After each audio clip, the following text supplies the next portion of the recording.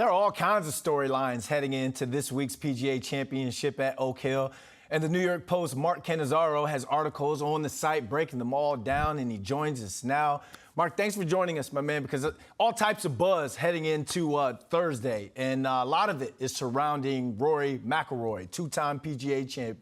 He's been trending a lot lately. He missed the cut at the Masters, and he didn't really say much during his latest press conference. You wrote that he doesn't sound like himself. You think there's something going on off the course that could be causing him to struggle? And do you think that a strong performance this weekend can really get him back in the groove and turn things around? Yeah, Brandon, I don't know about off the course stuff. It's possible, but I think my read really on this is he's just still stung from what happened at Augusta. There's an interesting dynamic, that the Masters is the last tournament he needs to complete a career Grand Slam, which is a very rare feat. Only a handful of the greatest golfers in the world have done it.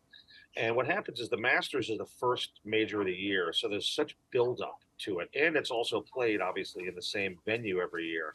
Like, for example, this week, Jordan Spieth is in need of only a PGA Championship to win a Grand Slam, but it's at a different venue every year, so it's not the same. And it's also, not the first major of the year. Rory builds up to that Masters, and, for the last it's been 9 tries now he's tried here. And it's a course that sets up perfectly for him. Everybody just believes he should win a Masters. And so that pressure has built. He went into the Masters in April, talking about how he was in great headspace. His game was right where he wanted to be. And then he missed a cut, shot 77 on Friday and was gone. And I think that had a pretty profound effect on him.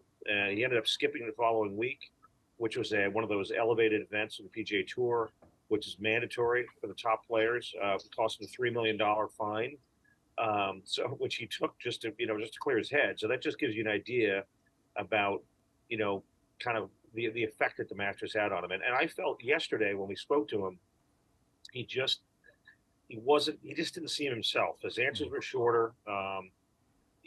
He's always been a guy that's engaging and gives you a well thought out answer. You ask him a question, he kind of digests it, thinks it, and gives you a really great perspective answer. And I just felt like yesterday, for the first time that I can remember, in a press conference interview, that felt like more of an obligation to him, which it certainly does for a lot of other players, and they come off that way. Rory never does. So I'm not saying he was rude or anything like that. There was something missing, a spark missing. I don't know how it'll affect him this week. Maybe, he's got another weird pressure on him this week too, because his wife is from here. He's basically he's a member or honorary member here at Oak Hill and plays here a decent amount. So, you have that kind of added pressure. It's kind of a home game to some degree for him, and he's got a lot of family and friends around, and, that can be difficult to deal with. So, there's a lot of elements here. Listen, he might go out and shoot 63 tomorrow. Who knows? And this all looks ridiculous, but he just didn't seem like himself yesterday. And not to ramble, but as a quick add to that, Rory has also been this spokesperson, essentially the de facto spokesperson for the PGA Tour with this whole fight against LIV, the Saudi-based tour. And I think that's taken a lot out of him as well. And yesterday he didn't want any part about answering any questions about LIV. All right, so we'll shift gears, talking about a guy who's won multiple majors to a guy that's looking for his first. In fact, you wrote that it might be time Rickie Fowler wins his first major. Why is that? Why do you believe that? And come Sunday, you think he's going to be holding that trophy up? Well, to use the word believe, Brandon, might be a little strong. I kind of toss that out there. I root for a good story at every tournament and every sporting event I go to. And I think Rickie winning would be a fantastic story. There were a number of years when everybody expected him to win a major, and he just never did. He was doing everything but win major championships. And he has been on a pretty prolonged slump, if you will, for the last few years. He's switched swing coaches. He's done all kinds of different stuff. He's tumbled way out of the top ranking echelon.